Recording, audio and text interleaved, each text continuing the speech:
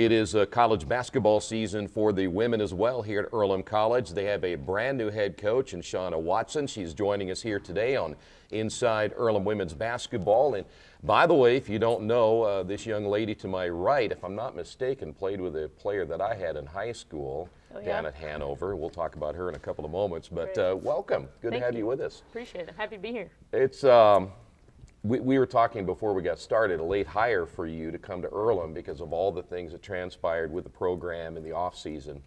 How difficult has that been? We'll talk about your background and such, but was it tough to come in this late and just try to get this thing going? Yeah, I mean, it was a little overwhelming at first, for sure. But the girls have been really receptive to everything, and everyone here has been really helpful. So that was really good when I came in, and I think it was an easy transfer for me just because I'm familiar with the conference and I knew the school to a certain extent. So that did make it a little bit easier on me.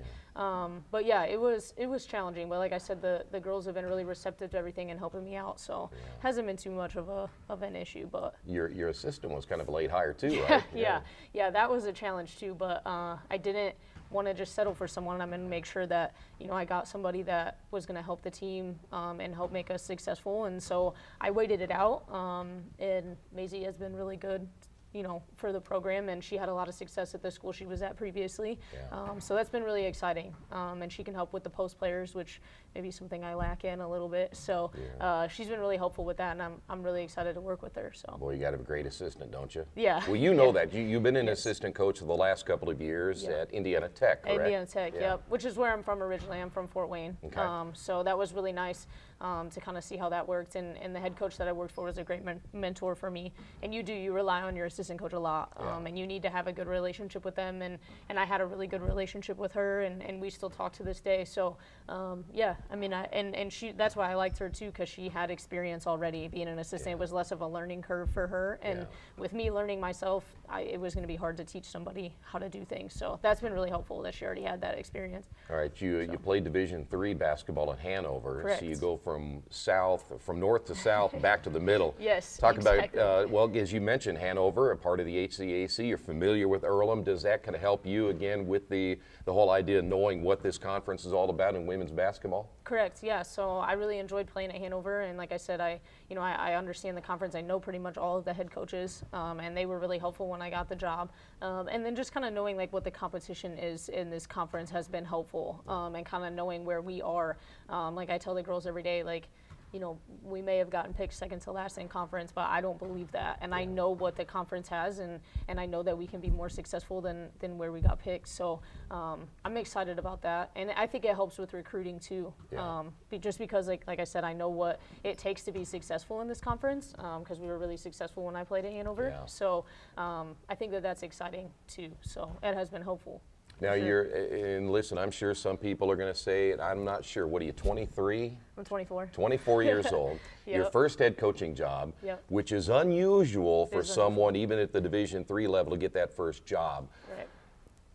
Do you feel a little anxiety? I mean, it's a lot different, and you probably know being an assistant coach and being the head coach, because you went from giving some advice now to you make the decision. Correct. So it's a whole different ballgame. It is, and it's a challenge. I think it presents a challenge recruiting. It presents a challenge when you show up to the gym and they don't know that you're the head coach.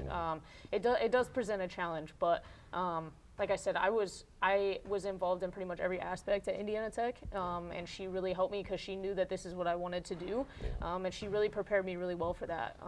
But the girls understand that I'm learning just as they're learning. The scrimmage was important for us because not only did I have to work on making substitutions and calling timeouts and game management, and they're, like I said, they're really responsive to that, and they're happy to learn with me, and they understand that I'm going to make mistakes just as they're going to make mistakes, and so that's been really exciting. But it does present a challenge.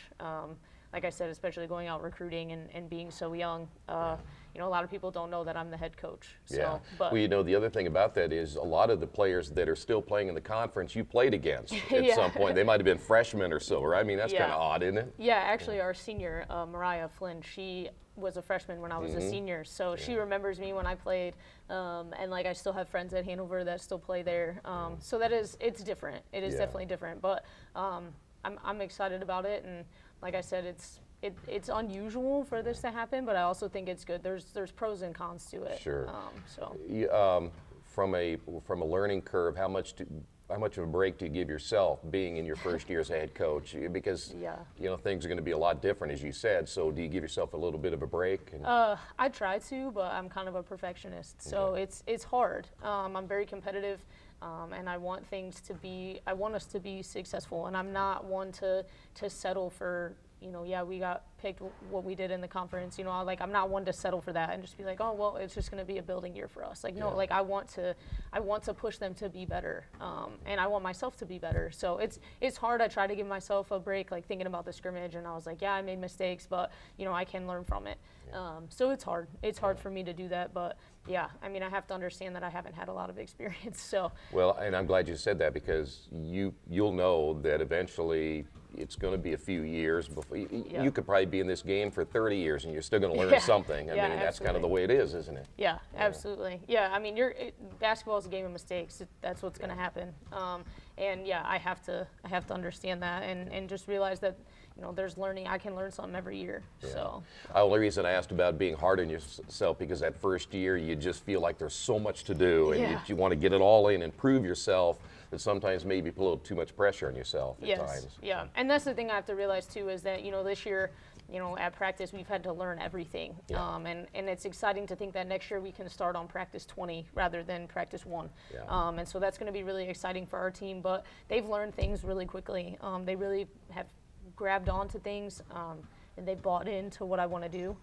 So I think that that's really exciting as well. But yeah, I have to imagine that it's not going to be perfect in the first year, but I think we can be a lot better than expected. So. And I think Earlham wanted someone young and someone with a lot of energy, which apparently you do have, and you have a background. So I think that probably was one of the deciding factors. Yeah, absolutely. Yeah, and I think a lot of it had to do with, you know, where I came from and being familiar with everything. And like I said, yeah, it's a little scary to have someone here that hasn't had head coaching experience, not even at the high school level. But like I said, I'm glad that they trusted in that and have confidence in me. So like I said, I'm going to work as hard as I can to get the best kids in here and make the kids that I have better every day. So being from Indiana helps too. Yeah, right. We have all the smart players in the country. So tell you what we'll do. We'll come back. We'll talk about the scrimmage, and then we'll talk about what's coming up next week. And of course, as I generally do, I kind of wait till the week of to talk about the players specifically, but we'll do that next week. But again, the Quakers had a scrimmage this past Saturday. We'll talk about that next, right here on Inside Earlham Women's Basketball on Radio Troy Digital Sports. For the past 35 years, Van Vliet Insurance has built a reputation of bringing a personal touch. That's because at Van Vliet, it's all about you, your needs, your life, and our town. Along with providing quality coverage to individuals, families, and local businesses, we're proud of our community and the opportunity we have to protect your future within it. Van Vliet Insurance, an Erie Insurance representative. Hometown professionals at work for you. Earlham women had a chance to get out there and battle against someone else besides themselves this past Saturday. Coach Watson had a chance to see your team for the first time. Correct. You always try to start, what did you like, what didn't you like, before we kind of get into some of the details. Right. Yeah, so we actually had an inter-squad scrimmage that we did the Sunday before. And it didn't go as well as I would have wanted it to. But I think what I had to understand is I have a very up-tempo style, so I want to press in the full court, and I want to push the ball and transition in those things. And so when you're playing yourself and both teams are pressing and both teams are pushing it up the floor, it's going to look sloppy. And so I had to understand that it probably wasn't as bad as what I thought it would be. And so when we actually got to play somebody else, I was very impressed. The girls worked hard. They kept their composure. I know that we're a very young team, one senior, and I think I started one senior and the rest were sophomores. So we have a very young team, and I know that they were nervous just as I was nervous, but I was very impressed with how they played. And we ended up winning by 1 point, so that was really good. And like I said, we had a rough third quarter, and they stuck with it and got a lot better. So I was really impressed with how I went, and I think it was a good confidence builder for them. So you mentioned you're going to play up tempo, and you really want to press a lot, so you're going to look to force turnovers. Correct. And this is, I mean, I don't know all your entire personnel. Do you have the personnel to kind of do that? Because a lot of them may not have played in that system, or. Correct. Yeah, so it's a very unusual style. There's not a lot of teams that like to do this, because you are going to give up layups and you're going to give up easy baskets.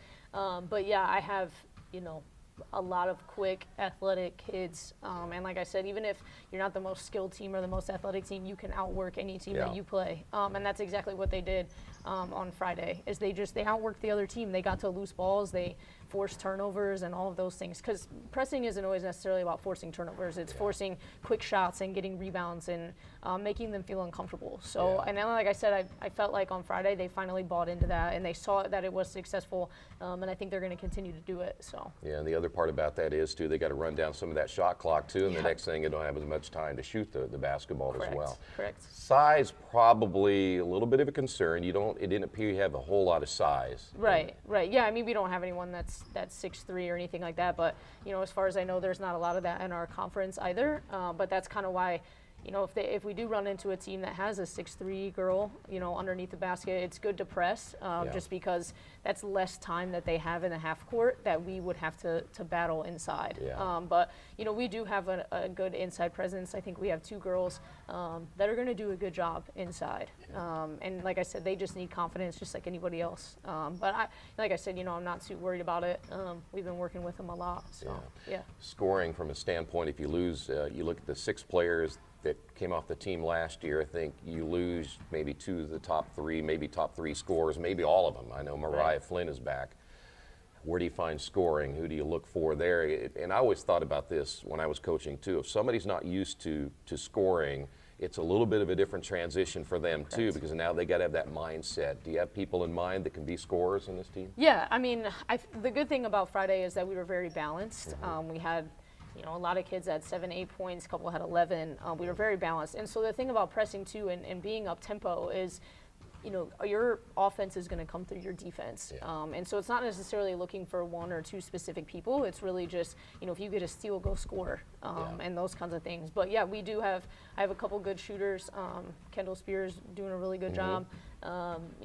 She shot really well on Saturday. And then our point guard, Cameron White, she did a really good job as well. So, like I said, it's pretty balanced, and it's not about, they're pretty good at, I don't have to score all the points, and they're good at sharing the ball and distributing it, so that's really exciting too. So. I did like their hustle, though. I mean, from what I saw, they really scrap after it, so it's nice to see that. As you said, you don't have to be a great player to hustle everywhere on the floor, and I saw that. Correct. Talk about your upcoming schedule. All right, so I want to make sure we understand, and the fans too, you get the one scrimmage. You got the one scrimmage because of the late hire and such. I mean, you at least got that in. Yeah. But nothing now until your opening game, right? Correct. That is correct. Yep. So, which, like I said, I'm okay with that. We had the scrimmage on Friday, and then it kind of gives us a week to kind of fix some of the things that we saw in the scrimmage, and then the following week we can really focus on our scouting report and do that, because it'll be the first time that they've seen a scouting report that I've done, and kind of what I expect of it. So I think it'll be good. I mean, it wouldn't have been bad to get another scrimmage just to, kind of get some different people in there, but I think it'll be okay. We'll make it work, and I know the girls are really excited about playing their first game. So. Yeah. Well, we'll talk about that next week, and I know that once we get a little more information on your upcoming opponent, you play Denison, right, in a tournament? Yeah, we play Denison at Denison, and then we play Kenyon then the next day. That's a tough opener for those two. Yeah, those are all really good teams, but I think we can be competitive. I really do. And like I said, the scrimmage, I think, gave them a lot of confidence and really seeing that, hey, this can actually be successful, and we're better than what people think that we are. So. I got to ask you, after the scrimmage, did you kind of take a deep breath and say, well, there's these stats out of the way now? Yes. And did you feel a little more relaxed now? And yeah, no, I definitely did. Like I said, I was very impressed with how things went. I mean, it's the first time they've seen themselves playing against another team. It's the first time I've seen it.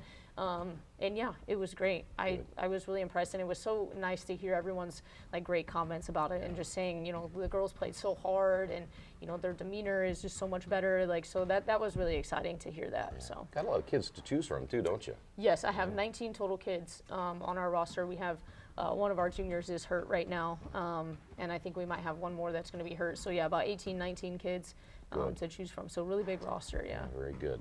And again, I always talk about players that come from Indiana because they're so much smarter, and I really believe that. I mean, I've been around Indiana a long time, and I know you'll do a great job on the recruiting trail and finding those kids out there that'll be fitting into your system very well. So, but we've got a season to play first. Yeah, so. right. Coach, good to see you. Yeah, Thank you for stopping by. We Thank you for appreciate it very having me. much, and we'll talk to you again next week, okay? Sounds great. And again, you can keep updated on all the Earlham women's basketball news, photographs, everything else on GoEarlham.com. Mitch Blankenspore will keep you updated there as well, and we'll talk with the head coach next week right here on Radio Troy Digital Sports.